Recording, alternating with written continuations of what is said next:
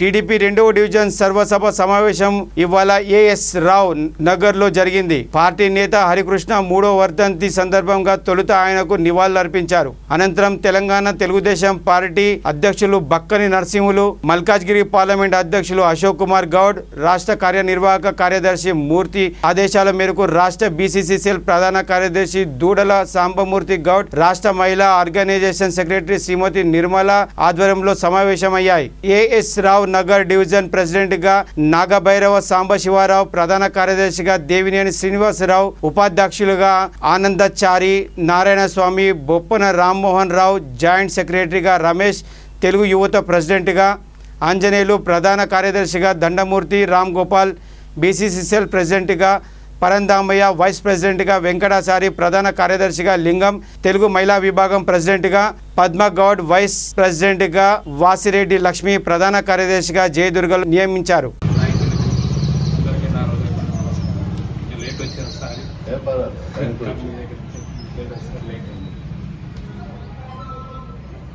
Okay, మన ఈ మధ్య దగ్గరగా ఒక 5-6 నెలల నుంచి నేను పోస్టింగ్ చూస్తున్నాను. చాలా పార్టీ అంటే పని చేస్తా, పార్టీ కాదని ఎవరన్నా నేను వ్యతిరేకమైన పార్టీ మనిషి అంటే మాట్లాడతా.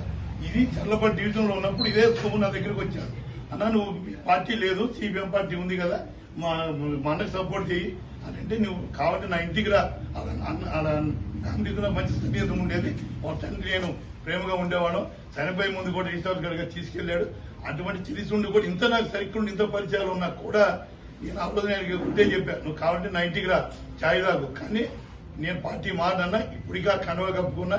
నాకు ఏనాడు ఈ మూర్తి గారితో ఉన్నప్పుడు రమేష్ గౌడ్ నాకు అప్పచెప్పి 2,000 రూపాయలు నాకు చేతికి ఇచ్చాడు, ఈసారి ఖర్చు పెట్టమని.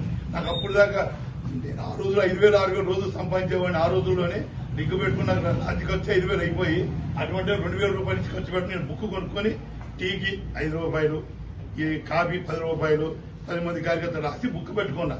పట్టుకుని వచ్చి రమేష్ గౌడ్ ఏంటంటే సాంసరిగా సిగరెట్లు మేము కొంటే మా దగ్గర తీసుకుంటే ఆయన కొనుక్కున్నాడు. ఏంటంటే సంగతి మీకు